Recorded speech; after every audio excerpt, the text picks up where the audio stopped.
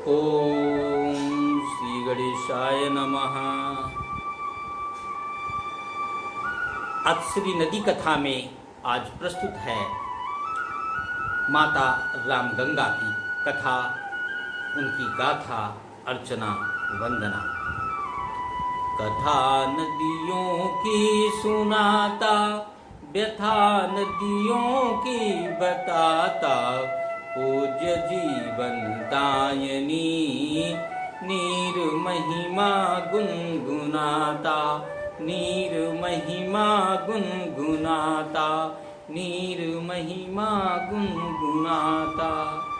जल जमीन जंगल की सुरक्षा, बच्चों का हो सुंदर कल, धरती पर प्यासा रहे न कोई, सबको मिले सुरक्षित जल।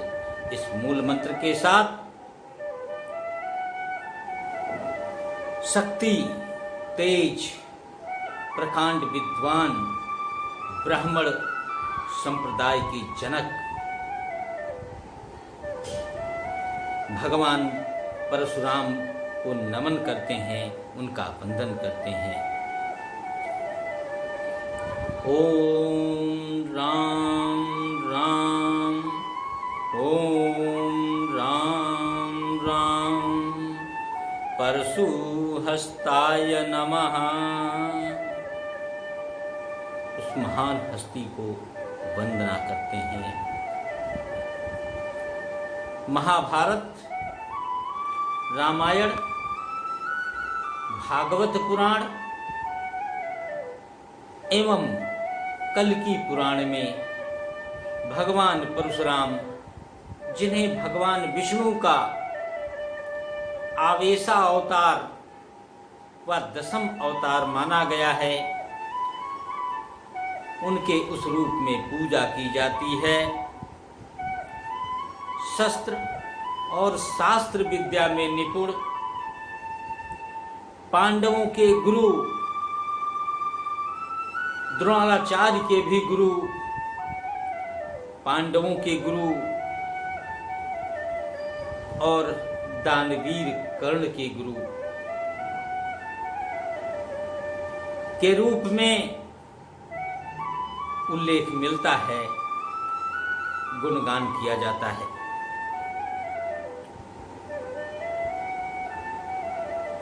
उनकी तपोभूमि हिमालय पर्वत श्रृंखलाओं में स्थित कुमाऊं मंडल के अल्मोड़ा जिले में ब्रह्म पर्वत और लोध्र पर्वत के मध्य में एक तड़ाग ताल में प्राकृतिक स्रोतों से पवित्र जल इकट्ठा हो जाता है, जिसके तट पर स्थित लोध पर्वत के उच्च शिखर पर, जिसे भट्टकोट के नाम से भी जाना जाता है, भगवान परशुराम इस पवित्र स्थान पर घोर तपस्या करते हैं, भगवान भोलेनाथ को प्रसन्न करते हैं। उनसे शस्त्र और शास्त्र की शिक्षा ग्रहण करते हैं। भगवान भोलेनाथ प्रसन्न होकर परशु नाम का फरसा उन्हें भेंट करते हैं, जो अद्भुत शक्तियों का समाहित थी, और उस फरसे से धरती पर 21 बार दुष्ट शक्तियों का विनाश किया, दुष्ट शक्तियों का नाश किया। ऐसे भगवान परशुराम की तपोबल से पतित पावनी रामगंगा की एक अमृत जलधारा बह निकली, जिसे रामगंगा कहा जाता है।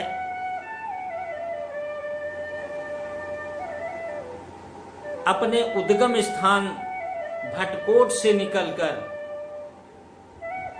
610 किलोमीटर की पहाड़ी वादियों और मैदानी भागों से होते हुए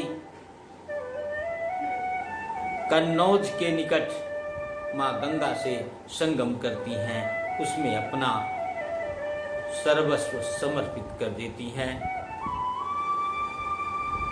पतित पावनी राम गंगा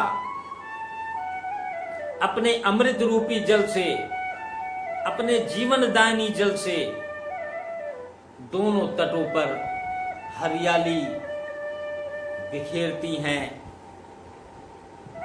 जीवनमय बना देती हैं। उनके पुण्य तटों पर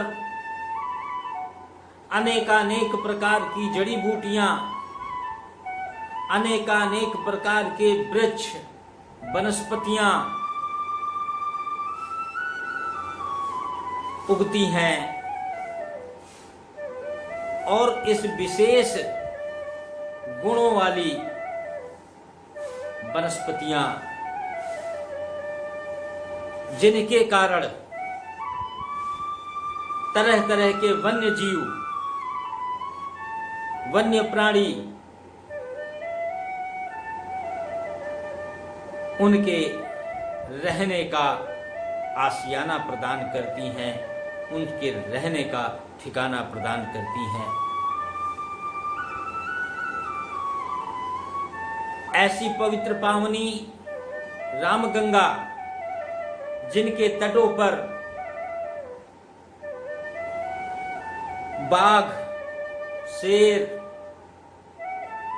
एशियाई हाथी, नीलगाय, हिरण, बाकिंग डियर इत्यादि जीव जंतु शरण पाते हैं, रहते हैं। और इसी विशेष गुण के कारण ब्रिटिश सरकार ने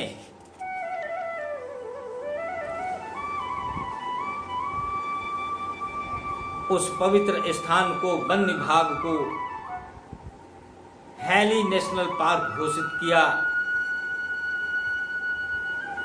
उसी के कुछ भूभाग को भारत सरकार ने लुप्त प्राय हो रहे भारतीय चीते को बचाने के लिए, इंडियन टाइगर को बचाने के लिए जिम कॉर्बेट राष्ट्रीय उद्यान विकसित किया। संपूर्ण वन्य भाग लगभग 1318 वर्ग किलोमीटर में फैला हुआ है, जहां पर ये वन्य जीव स्वच्छंद विचरण करते हैं। उनके भोजन आदि की उचित व्यवस्था मां रामगंगा करती आ रही हैं। उनकी सहायक नदियों में जो अपनी जलराश देकर रामगंगा में विलय हो जाती हैं और अन्य तमाम क्षेत्रीय ग्रामीण अंचल को अपना जल उपलब्ध कराती हैं, जल प्रदान करती हैं।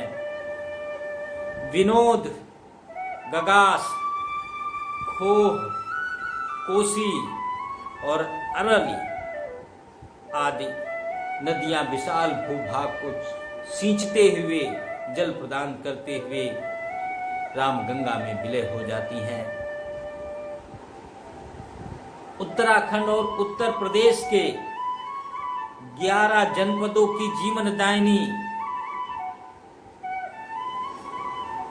लोगों का, मनुष्य और अन्य जीव जंतुओं की पालनहार बनी हुई हैं। दिल्ली जैसे महानगर के असंख्य लोगों की प्यास बुझाती हैं, उन्हें अपना अमृत रूपी जल प्रदान करती हैं।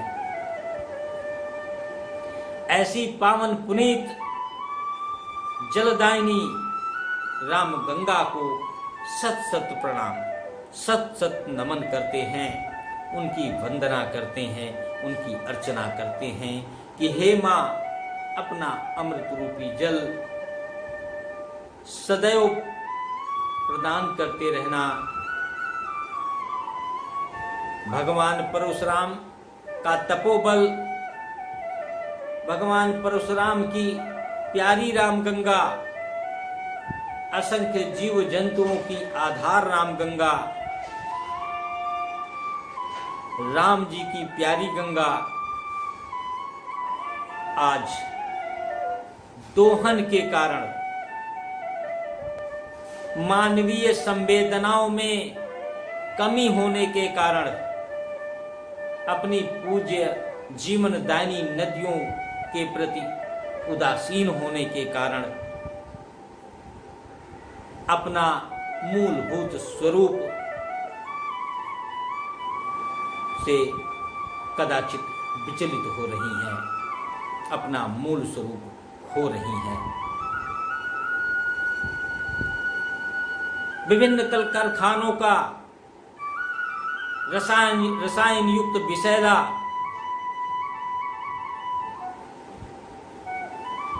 जल सीधे रामगंगा में प्रवाहित कर दे रहे हैं। आइए अपनी नदियों को बचाने का संकल्प लें, अपनी नदियों को प्रदूषण मुक्त करने का संकल्प लें, ताकि ये नदियां युगों युगों तक अपना पवित्र और मीठा जल उपलब्ध कराती रहें, हमें प्रदान करती रहें, ताकि हमारी भविष्य की पीढ़ियां इस मीठे जल का आनंद ले सकें, उन्हें कभी जल की कमी का एहसास भी ना हो। बहुत बहुत धन्यवाद।